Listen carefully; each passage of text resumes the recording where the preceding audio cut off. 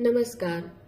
आज प्रस्तुत है शरद चंद्र द्वारा लिखी गई कहानी बलि का बकरा। तो चलिए कहानी की शुरुआत करते हैं।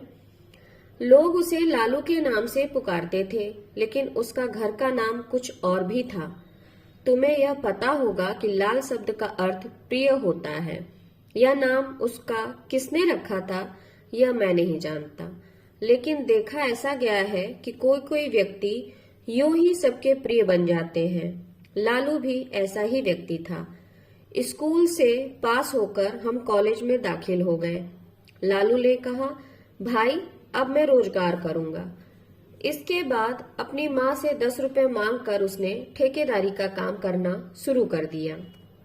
हम लोगों ने हंसकर उसका मजाक उड़ाते हुए कहा, 10 रुपए से भला कहीं रोजगार होता है? अगर इतनी पूंजी से रोजगार होता तो सब कर लेते। लालू ने कहा, मेरे लिए इतना ही काफी है। वह सबके लिए प्रिय था, इसलिए उसे काम मिलते देर ना लगी। कॉलेज से लौटते वक्त रोजाना हम उसे रास्ते में सिर पर छाता लगाए हुए कुछ मजदूरों के बीच अपने काम में संलग्न पाते थे। हम लोगों को देखते ही चिढ़ाते हुए वह कह उठता था, अरे जल्दी जल्दी कदम बढ़ाकर जाओ वरना परसेंटेज में कमी आ जाएगी। गांव की पाठशाला में जब हम एक साथ पढ़ते थे तभी से वह मिस्त्री का काम करने में चतुर था। उसके बस्ते में एक नहनी, एक छुरी, एक छोटी हथौड़ी, एक घोड़े की नाल और एक छैनी हर वक्त रहती थी। इन चीजों का संग्रह उसने कब और कैसे किया ये मैं नहीं जानता, लेकिन ऐसा कोई कार्य नहीं बचा था जिसे वह इन सामग्रियों से ना कर सके। स्कूल के सभी साथियों का छाता मरम्मत, स्लेट का फ्रेम ठीक करना, खेल कूद के समय पजामा या कमीज को सी देना, इसी तरह वह बहुत से काम किया करता था। किसी भी कार्य के लिए इनकार उसने कभी नहीं किया। इसके अतिरिक्त भी नाना प्रकार की चीजें बनाया करता था। एक बार छठ के मेले के समय 2 आने का रंगीन कागज और मिट्टी के प्याले खरीदकर ना जाने क्या क्या बनाकर उसने गंगा के किनारे बैठकर उन खिलौनों को 2.5 रुपए में बेचा था। उस मुनाफे की रकम से उसने हम लोगों को चिनिया बादाम खिलाया था। इसी तरह दिन गुजरते गए और हम क्रमशः बड़े होते गए। जिम्नास्टिक खेल लालू सबसे अधिक तेज खेलता था। उसके बदन में जैसी ताकत थी वैसा ही साहस था। डरने का नाम उसने कभी नहीं सुना था। कोई भी आकर बुलाए उसके यहाँ चला जाता था। प्रत्येक की विपदा के समय सबसे पहले वह जाकर हाजिर होता था। अगर उसमें कोई ऐप था तो एक ही था कि मौका पाने पर डराया करता था। चाहे कोई भी क्यों ना हो, बच्चा बूढ़ा, उसके लिए सब बराबर थे। हम तो सोच ही नहीं पाते थे, लेकिन वह ना जाने कैसे ऐसे विचित्र उपायों को खोज डालता था। आज उसकी एक कहानी सुना ही दूं। पड़ोस के मनोहर चटर्जी के यहाँ काली की पूजा हो रही थी। ठीक अर्धरात्रि के समय बकरा बलिदान होना था, लेकिन बलि देने वाले लोहार का कहीं भी पता नहीं था। देर होते देख कई व्यक्ति उसके यहाँ गए तो देखा लोहार के पेट में काफी दर्द है और आने में बिल्कुल असमर्थ है। लौट कर आकर लोगों ने खबर दी। खबर पाते ही सब के सब सिर पर हाथ रखकर बैठ गए। इधर बिना बलिदान किए पूजा अधूरी रह जाएगी। अब इतनी रात को दूसरे आदमी की तलाश कहाँ की जाए। इस साल अब देवी पूजा ठीक ढंग से नहीं हो पाएगी। तभी किसी ने कहा, अरे भाई लालू यह काम कर सकता है। इस तरह ना जाने कितने बकरों को वह काट चुका है। इतना कहना था कि कुछ लोग लालू के घर उसे बुलाने के लिए दौड़ पड़े। लालू उस समय सो रहा था। उठकर बोला, नहीं नहीं, अरे बेटा मना मत करो, चले चलो वरना देवी की पूजा संपन्न ना होने से गांव का सत्यानाश हो जाएगा। लालू ने कहा, होने दो, बलिदान कार्य बचपन में मैंने किया था, लेकिन अब नहीं करूंगा। जो लोग बुलाने आए काफी मान मनोबल करने लगे, क्योंकि बलिदान के मुहूर्त में अब केवल 15 मिनट बाकी थे। इसके बाद बलिदान देना ना देना बराबर होगा। महाकाली के प्रकोप से सर्वनाश हो जाएगा। तभी लालू के पिता ने आकर कहा, ये चारों तरफ से निराश होकर आए हैं, गांव के कल्याण के लिए तुम्हें जाना चाहिए। जाओ। इस आदेश को अस्वीकार कर दे इतनी हिम्मत लालू में नहीं थी। फिर उसे चटर्जी साहब के यहाँ आना पड़ा। लालू को अपने यहाँ देखकर चटर्जी महाशय प्रसन्न हो उठे। इधर बलिदान का समय नजदीक आता जा रहा था। जल्दी से बकरा लाकर उसे माला सिंदूर पहनाया गया। फिर कटघरे में उसका सिर रखकर पूजा देखने के लिए आई हुई भीड़ जय काली माता की जय का नारा लगाने लगी। उसी के बीच में देखते ही देखते खच्च से आवाज हुई और निरीह बेजान जीव का धड़ सिर से अलग होकर नीचे गिर पड़ा। खून के धार से धरती लाल हो उठी। लालू ने कुछ देर के लिए अपनी आंखें बंद कर लीं।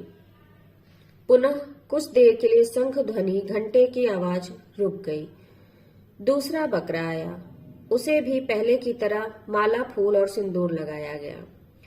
इसके बाद भक्तों द्वारा जय काली माता की जय की आवाज गूंजी और लालू का दाव एक बार पुनः ऊपर उठा और फिर एक बार आखिरी बार तड़फड़ाते हुए बकरा समस्त भक्तों के विरुद्ध ना जाने कौन सी फरियाद करते हुए शांत हो गया। उसके खून से लाल मिट्टी फिर भीग उठी। बाहर सहनाई बज रही थी। आंगन में बहुत से व्यक्ति जमा थे। सामने गलीचों के ऊपर मनोहर चटर्जी आंखें बंद करके ईष्ट नाम जप रहे थे। तभी लालू एकाएक भयंकर रूप से गरज उठा। कोलाहल, वाद्य ध्वनि सब कुछ एक बारगी रुक गई। सबकी कौतूहल भरी निगाहें लालू की तरफ घूम गई। लालू ने बड़ी बड़ी आंखें नचाते हुए कहा, और बकरा कहाँ है? घर के भीतर से किसी ने डरते हुए पूछा। और बकरा? 2 ही का तो बलिदान होने वाला था। लालू ने खून से लथपथ दाव को ऊपर की ओर 3-4 बार घुमाते हुए भीषण गर्जन करते हुए कहा, और बकरा नहीं है? यह नहीं हो सकता। मेरे सिर पर खून चढ़ गया है। लाओ बकरा, वरना मैं आज जिसे देखूंगा उसी का बलिदान करूंगा। नर बलि जय भवानी की, जय माता काली की, कहता हुआ इधर से उधर उछलने लगा। इधर उसके हाथ का दाव लाठी की तरह भना भन घूम रहा था। उस समय लालू का रंग ढंग देखकर वहां की जो हालत हुई उसका वर्णन करना मुश्किल है। सभी एक साथ बाहर को दौड़ पड़े, कहीं लालू उन्हें पकड़कर बलि पर न चढ़ा दे। इस भगदड़ के कारण वहां की हालत बहुत ज्यादा खराब हो गई। कोई इधर गिरा तो कोई उधर, कोई मुंह के बल गिरा तो कोई सिर के बल, कोई किसी के हाथ के नीचे से भाग रहा है तो कोई किसी की टांग के नीचे से। यह सब कांड कुछ देर तक होता रहा, फिर सब शांत हो गया। लालू गरज उठा, मनोहर चटर्जी कहाँ है? पुरोहित कहाँ गया? पुरोहित महाशय दुबले पतले थे और इसी भगदड़ के समय काली देवी की प्रतिमा के पीछे जाकर छिप गए। गुरुदेव महाशय कुशासन पर बैठे माला जप रहे थे। हालात देखकर वे भी एक बड़े खंभे की आड़ में जा छिपे, लेकिन मनोहर चटर्जी अपनी भारी भरकम तोंद लेकर भागने से लाचार रहे। लालू ने आगे बढ़कर उनका एक हाथ कसकर पकड़ते हुए कहा, चलो अब तुम्हारी बलि दूं। एक तो कसकर उसने हाथ पकड़ रखा था, दूसरे हाथ में दाव देखकर चटर्जी के प्राण सूख गए। रोते हुए विनती करते हुए बोले, लालू बेटा जरा शांत होकर देख, मैं बकरा नहीं हूँ, आदमी हूँ। रिश्ते के नाते में मैं तेरा ताऊ लगता हूँ। तेरे पिताजी मेरे छोटे भाई की तरह हैं। यह सब मैं नहीं जानता। इस वक्त मुझे खून चाहिए। चलो तुम्हारा बलिदान करूंगा। जगदम्बा की यही इच्छा है। चटर्जी फफक कर रोते हुए बोले, नहीं बेटा, माँ की यह इच्छा नहीं है। वे तो जग जननी है। वे जग जननी है, इसका पता है तुम्हें। अब फिर बकरा बलिदान करोगे? मुझे बलिदान देने के लिए अब बुलाओगे? चटर्जी ने रोते रोते कहा, नहीं बेटा, अब बलिदान कभी नहीं करूंगा। मैं काली माता के सामने कसम खाता हूँ, आज से मेरे यहाँ कभी बलिदान नहीं होगा। ठीक कह रहे हो ना? हाँ बेटा, ठीक कह रहा हूँ। अब कभी नहीं कराऊंगा। मेरा हाथ छोड़ दे बेटा, पखाने जाऊंगा। लालू ने हाथ छोड़ते हुए कहा, अच्छा जाओ, तुम्हें छोड़ दे रहा हूँ। लेकिन पुरोहित कहाँ गया? और गुरुदेव, वो कहाँ गए? कहता हुआ वह एक बार फिर गरज उठा, फिर कमरे में से इधर उधर टहलते हुए बरामदे के करीब आ गया। उसका भयंकर रूप देखकर खंबे की आड़ से गुरुदेव और प्रतिमा की आड़ से पुरोहित जी ने दोनों एक साथ करुण स्वर में दो प्रकार की आवाजों में चीख उठे। दोनों का स्वर दो ढंग का ऐसा बेसुरा हो गया कि लालू अपने को संभाल नहीं पाया। हो कर हंसते हुए दांव को एक और फेंक कर भाग खड़ा हुआ। तब यह किसी को समझते देर ना लगी कि लालू ने यह सब ढोंग किया था। सचमुच उसके ऊपर काली माता सवार नहीं हुई थी। यह कांड लोगों को डराने के लिए ही उसने किया था। थोड़ी देर बाद पुनः भक्तों की भीड़ जुट गई। अभी पूजा पूरी नहीं हुई थी। थोड़ी देर में महाकलरव के साथ पूजा समारोह शुरू हो गया। मनोहर चटर्जी ने नाराज होकर कहा, कल ही कमबख्त ललुआ को 50 जूते उसके बाप से लगवाऊंगा।